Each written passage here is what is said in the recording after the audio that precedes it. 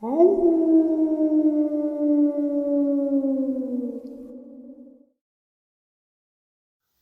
greetings and salutations, everyone. I hope everyone is doing well still, and welcome to today's second half.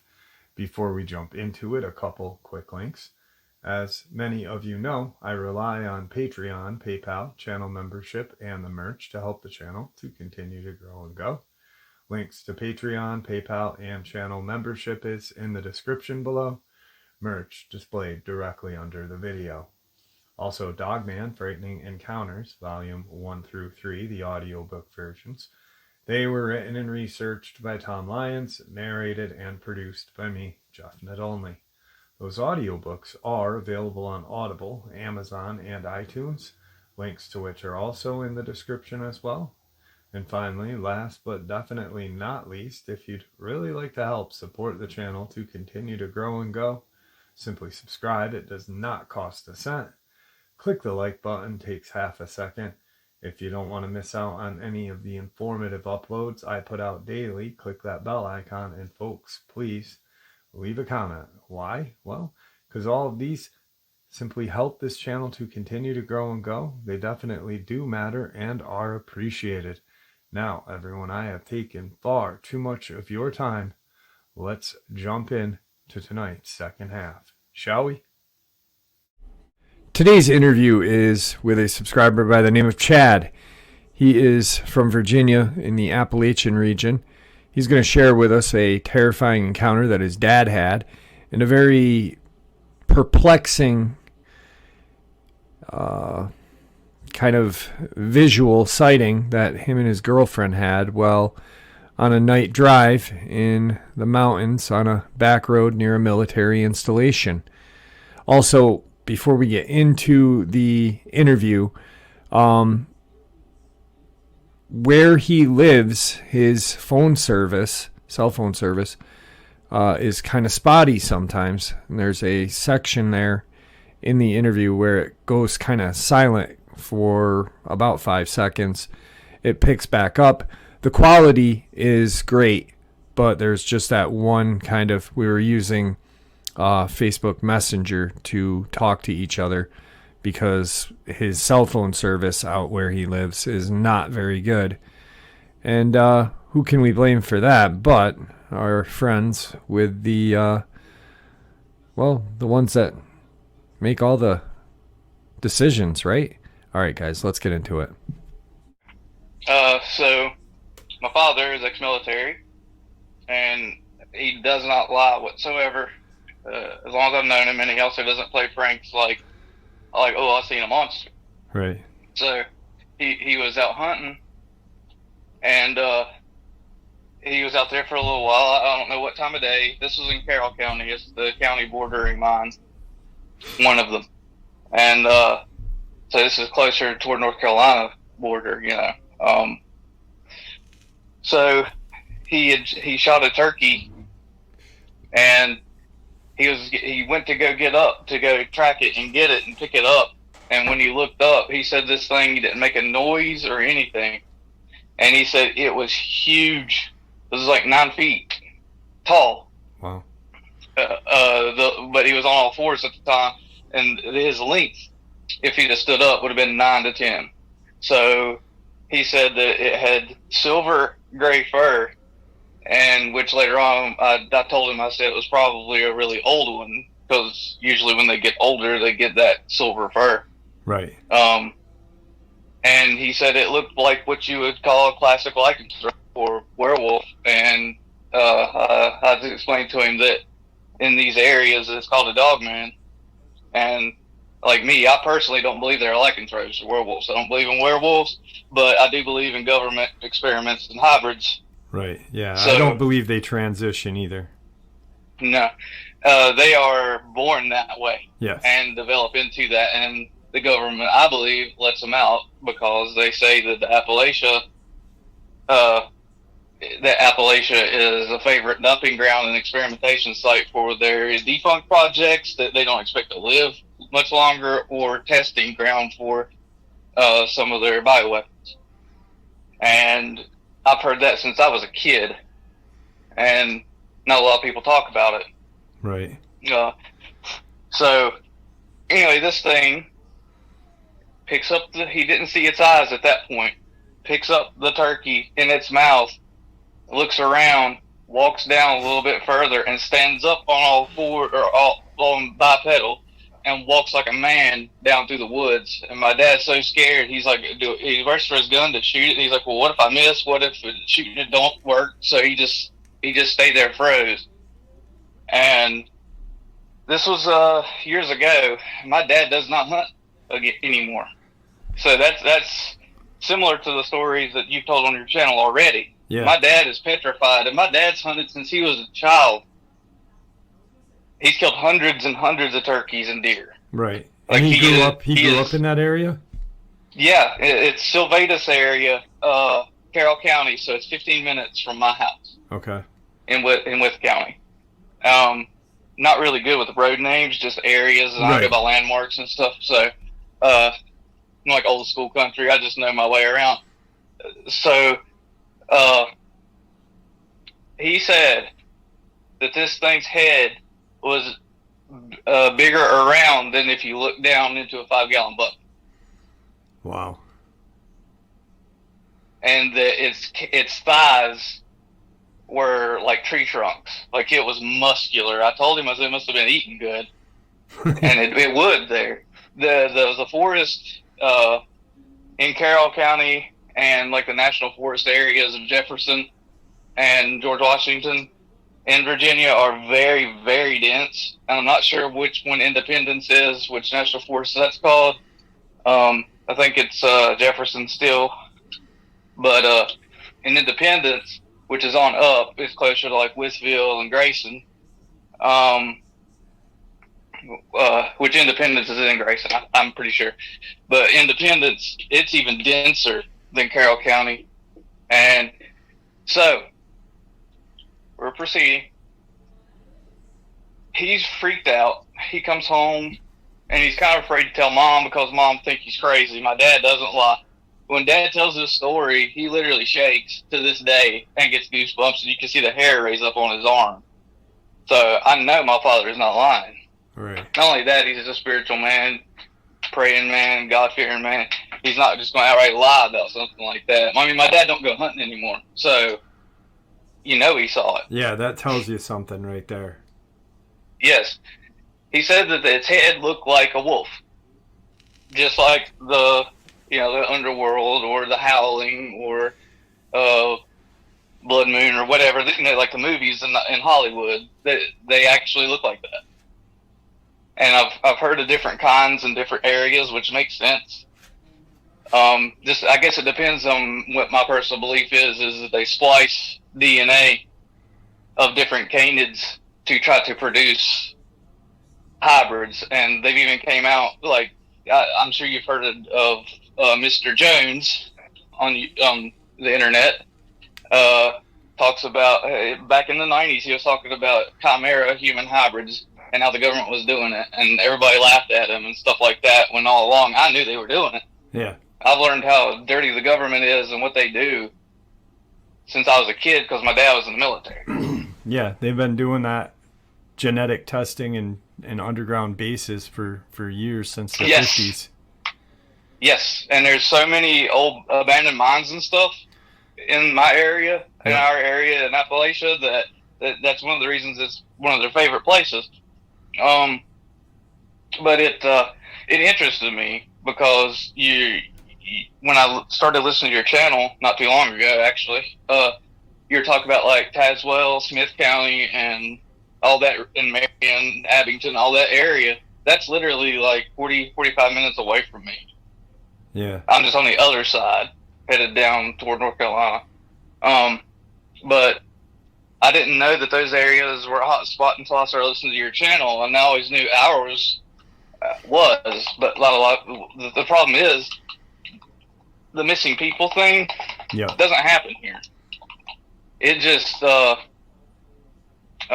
they tend to go after livestock. They don't attack people that we know of or that I've heard of.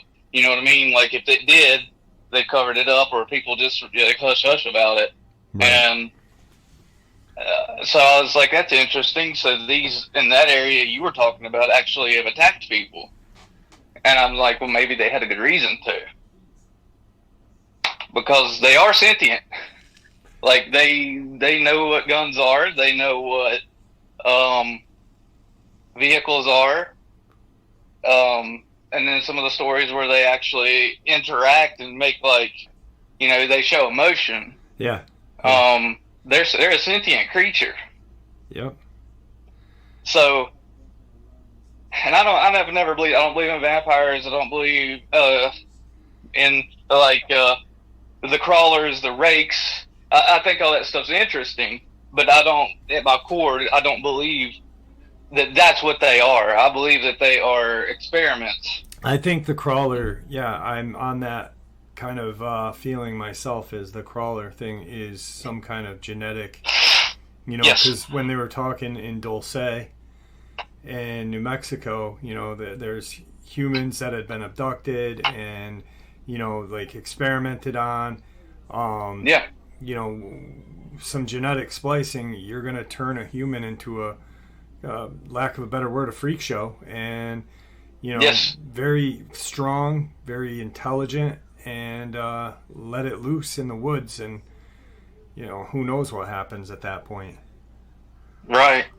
Now, as far as cryptid, I don't consider this a cryptid, but I do 110% believe in feral people of Appalachia. Yeah, yeah. People that I believe that there are cannibal ones. I believe that there are ones that just attack you, ones that just want to be left alone. Yeah. There's a bunch of them. I believe that those could be rejected experiments as well. People that, you know, can't conform and go back to society. They just stay out there because that's where they were dumped. Right. So, but like if you look at like a rake or the crawlers and stuff that are pale and nasty looking, they look like they're a mutant. Yeah. Like they've been affected by genetically by something, and that's why I believe that they're not supernatural. They're actually a escapee, or that, like, for example, those are the ones I believe they say, well, we don't give it that long to live. That's why we don't see a lot of them. So, because they die from what their experiments. I mean, you look at like the CDC and stuff like that. It's like I tell people, when they brought the Nazi scientists here, it wasn't just the rocket scientists. It was biological warfare scientists as well. Or we wouldn't have a CDC. And some of their favorite testing grounds is South America, you know, places up here where they test things on people without them even knowing. So, and they've done it for years, and people are so believing in all these vaccines that it just all of a sudden got done in less than a year. You know, I'm just like, whatever, people. But all these experiments and stuff like that, I do believe in, and I believe that the Dogman is one. Okay, so back on topic. All right, my dad told the neighbor that watches our property, because Dad saw it on our property up there in Sylvatus, Carroll County, and you know he won't go hunting anymore, and he it messed him up so bad he was warning the neighbors about it. So I mean, my father has seen it, so it's like he told the guy that watched it. He kind of laughed at him a little bit, but you could tell that he felt like he was being watched one day after Dad had told him that, and he would not go to the edge of the woods where his property meets up with the woods next to ours. And he said he felt like he was being watched the whole time, so he just kind of parked the tractor and went back in the house. Well, Dad was going to go hunting on the other side of the mountain instead and try it again. He got determined, you know, he's like, I'm not going to let something like that stop me from hunting. So he tried it one more time, and the guy that he went to make sure he had permission still from on this other side where the quarry's at, lives way up in this curvy dirt road on top of this mountain. It's dense, so dense anything could hide in any of these mountains here. And this guy owns horses. And the guy said, yeah, you still have permission, but I got to show you something that happened the other night. Took Dad And I'm going to tell you, we have cougars and we have bears here. That's like our two biggest predators.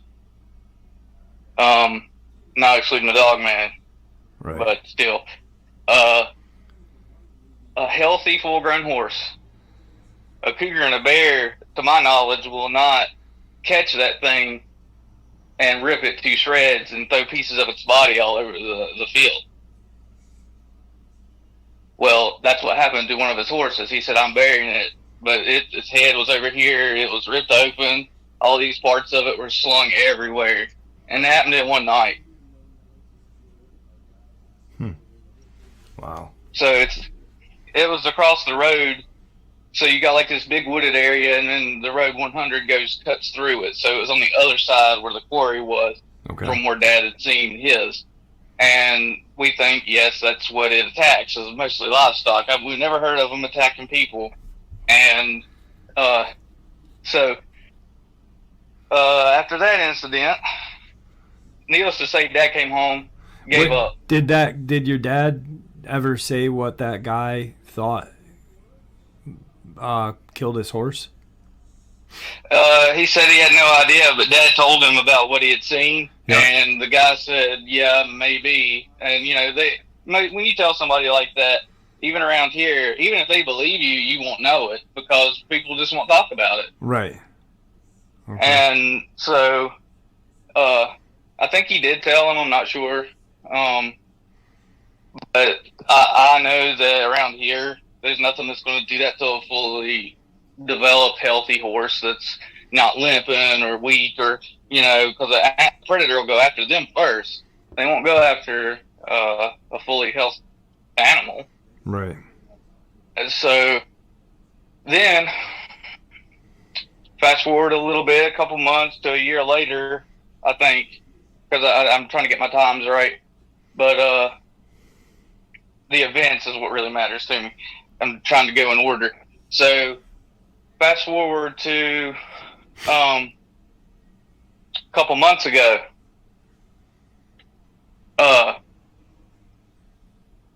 Or maybe a year ago.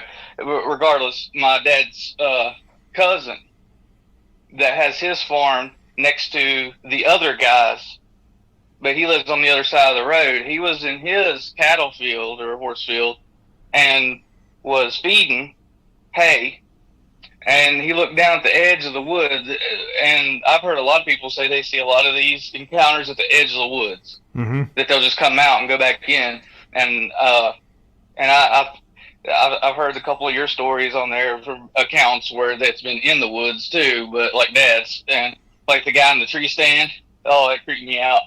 But and see, they just play with people like that. That I've never heard that around here, but he was feeding, and at the edge of the woods, he said he seen this thing come out, and he said he swore it was like 10 feet long, and it was just like kind of trotting around like a gigantic dog or wolf. And he said it had orangish amber eyes, so like your yellow eyes, and it was the same color as what Dad seen, and like a gray silver. And he said it looked over at him and stood up and ran back to the woods. He said he'll never doubt, because my dad's name's Kenneth. He's like, Kenneth, I'll never doubt you again. He said that thing was real. Dad's like, I told you. And that was his cousin. This was after the horse being torn apart incident, and then his cousin seen. So the area knows it's there now, okay? But they're migratory, though. Either that or there's different sets of families that just move around in Appalachia together or separate. Just depends. I guess they have an understanding with one another that, like, okay, we're going to hunt this area, you hunt this. It's kind of like tribes. So I don't think they all move together. You know, they're dispersed throughout Appalachia. Well, so then fast forward to a couple months ago. I forgot what the road name is, but it cuts through Independence and goes all the way to Mount Airy, North Carolina. Hitting about Independence area where it gets really dense. A couple cars and families were going through there because it's like a main road, and it goes through the mountain, the dense part and everything, and it cuts through and over that national forest. once they got to National Forest area, it was spotted, and more people saw it, and it ran across the road a couple months ago, and people were slamming on their brakes. So that's like the last time I've heard of it, and this thing's huge, man. It is huge. I've heard a couple of your stories. Like some of the accounts, the people say that they are giant, and they are. They're huge. That's what I was going to tell you. In order to move, like what you said, where it would take a normal person that would just hang up, you got to remember they have animal-like strength, so it's nothing to them to go through bramble.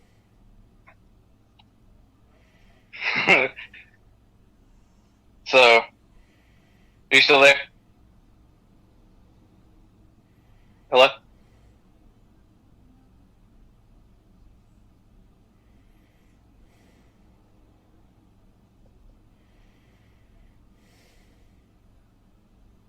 Yep. Yeah, that's. Now, do you think? Okay. There you are. Do you think the where the quarry is? Do you think that Dogman are using that area in the quarry as like? Since it's active, no. Oh, it is active. Okay. Yes, it's active. There are places up through there where nobody lives. It's just dense, like wilderness. Okay. Kind of like where DJ's talking about, but it's my area over here on the other side. And it is got like old shacks and houses like that are grown over everything back there. So that it could be in a cave. It could be anywhere. Right. Who knows? But I do believe in them 100%. Like, I know they exist. And, do I want to see one? No, not really, because I'm afraid of what it'll do to me, like, mentally.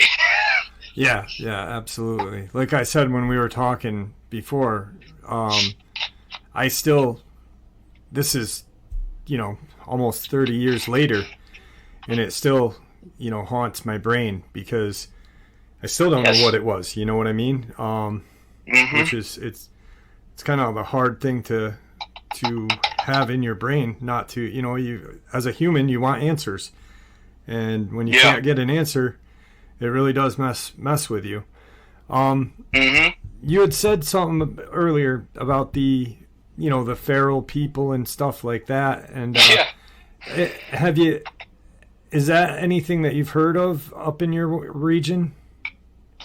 Yes. Like is there a population of them, or has anybody had a run-in with them? Yes, but on the very tip of Virginia, Appalachian Trail. Okay. It's rare on the trail, though. But Yeah. the trail, they normally don't venture out of deep national forests, or parks or whatever. I love the missing 411 cases about them, like Dennis Martin and stuff like that in Tennessee. I believe that 100%. 100%. Yeah. Believe that.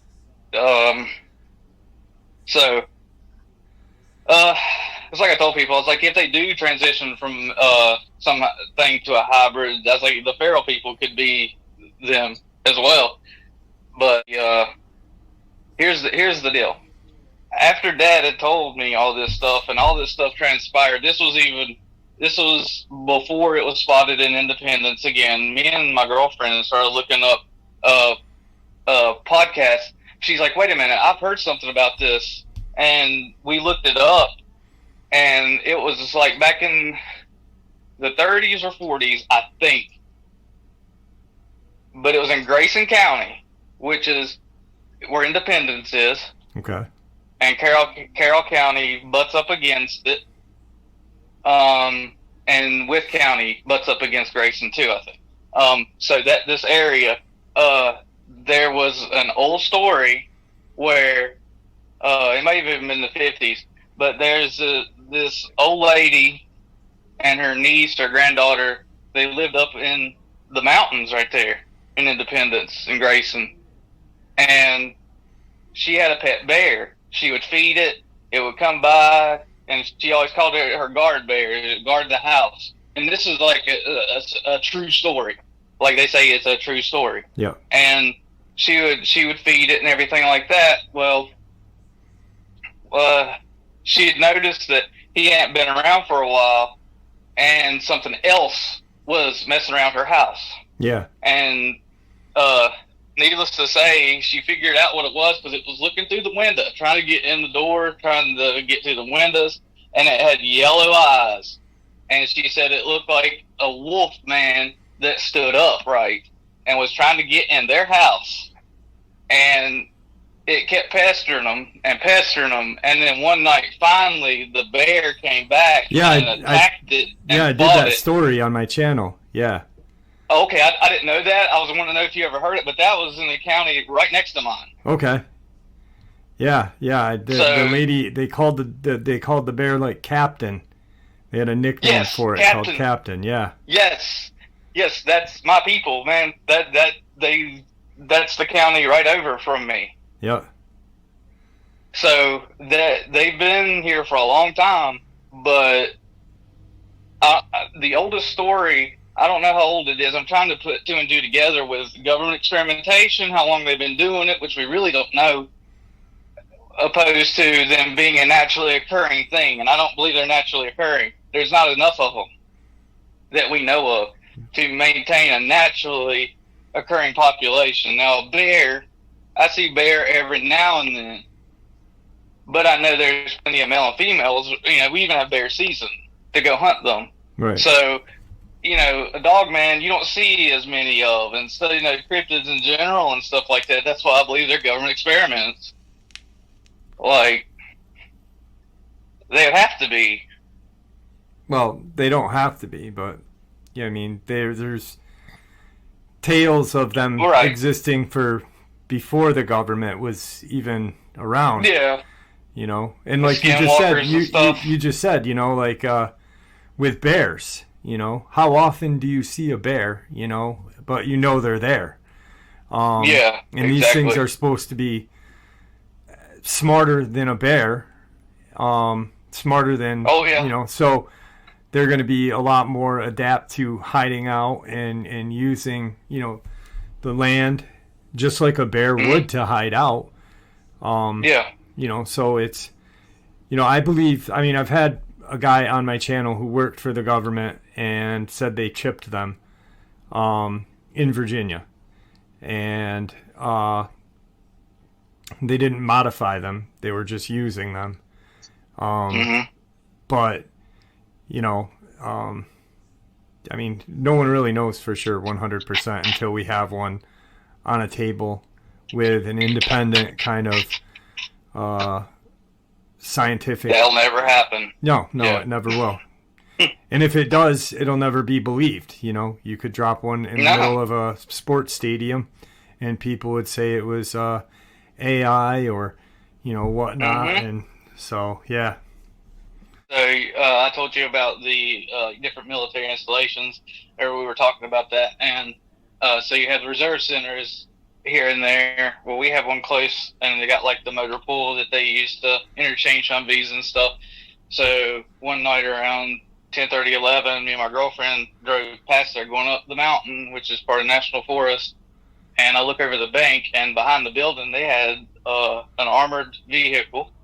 They had like hazmat tents and stuff set up, and they were moving a gurney with a large specimen wrapped up, don't know what it was, and they were transporting it, and they had like green lights, low lights, everything, like they were getting ready to do like an experiment or a dissection or test the subject or whatever. Don't know what it is to this day, but they use a lot of those installations.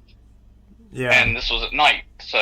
Yeah, and I thought I was recording it, so we were doing this over again, but you said it was like 7 feet tall. Yeah. And you described it because it was wrapped up about the width or the girth of like those blue kind of plastic rain barrels. You didn't see a tail, you didn't see anything on this, but it was wrapped just up tight. Yeah. And it was weird because, there's a hazmat team doing this work, so obviously it's, if it was just a could have been like a set of doctors or something, but they're in a hazmat team, so it's got to be something kind of maybe toxic, radioactive, whatever, or they're not sure what it is, like. Exactly. Oh, I seen the doctor. I seen some lab coats. I mean, they had lab coats on some of them, but they were walking out from them. But, like, I would expect all of them to have hazmat stuff on if it was that kind of a deal. But, right. I mean, maybe he did. It was dark. But where the moon was out, it highlighted those white suits. Was there any like Army? Was there any like reservists with guns around and stuff like that? Yes. Yeah, there were soldiers too. Okay. Wow. Huh. So that's crazy. And you see this, like, you just happen to look off to the side and there it was. Mm-hmm. Isn't that weird that the government would do that? Something like that right there? Yeah, well, plain that time sight. of night and everything. Yeah. In plain sight, too, Yeah, that's what I was thinking. Like, why would they be doing this in plain sight when in reality it's like, to all these people, it's a lot of military and stuff like that are Southerners. But, to them, these scientists and stuff, we're just dumb hillbillies. They don't, they're blatant. I mean, look how blatant they're getting now. They tell you what they're going to do to everybody now. Yeah, yeah. And like me and you were talking privately, and I said, it's a shame that what the government does to the people in Kentucky, the people in Virginia, West Virginia, the Appalachian region, North Carolina.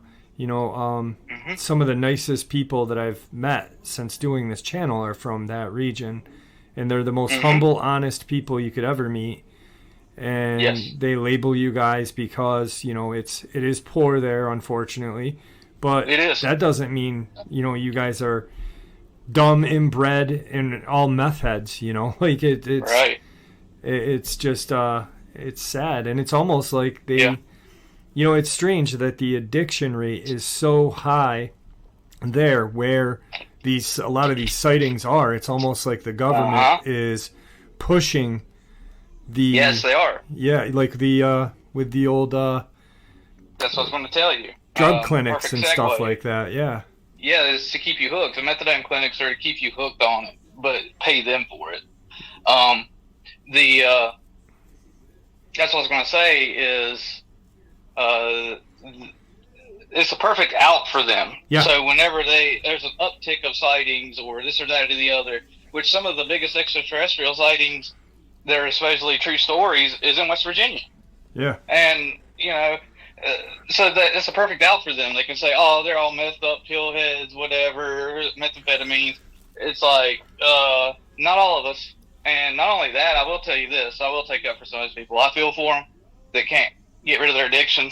I know some people don't want to, but I will say this: a lot of the addicts in my area, or just in general here, they're some of the nicest people. You don't got to worry about them as much as you do the people that actually just break in and try to steal stuff. Right. Yeah. And now opiate addicts will do stuff like that, and I'm pretty sure some meth addicts will too. But for the most part, the druggers, you don't got to worry about them as much. And maybe it's just my area, or maybe there's a lot I don't know, but just from what I've seen in my area, which cops, because I live on the end of Wythe County, I'm basically Pulaski too. You don't see a cop here unless there's like a drug bust or something's went down and they had to come out here. Right. So this area I'm at is a hot spot for paraphernalia and trafficking, but still, most of the people are really nice. Yeah. Yeah. And it doesn't matter. So, but the people that steal gas or try to break in your house to steal your valuables for money, that's the ones you got to watch for. Right. Yeah, but like you said, it's a perfect out for the government. It is, and I wholeheartedly believe that the meth trade, a lot of it came from Mexico, but I do believe 100% that they had a hand in bringing it to this area to weaken us. Yeah, or like the pill clinics back in the 90s, and yes. They were. I just watched a show. I think it was in West Virginia, and it seemed like every every doctor had a notepad, and there was a pill clinic, on every other corner. And Yes.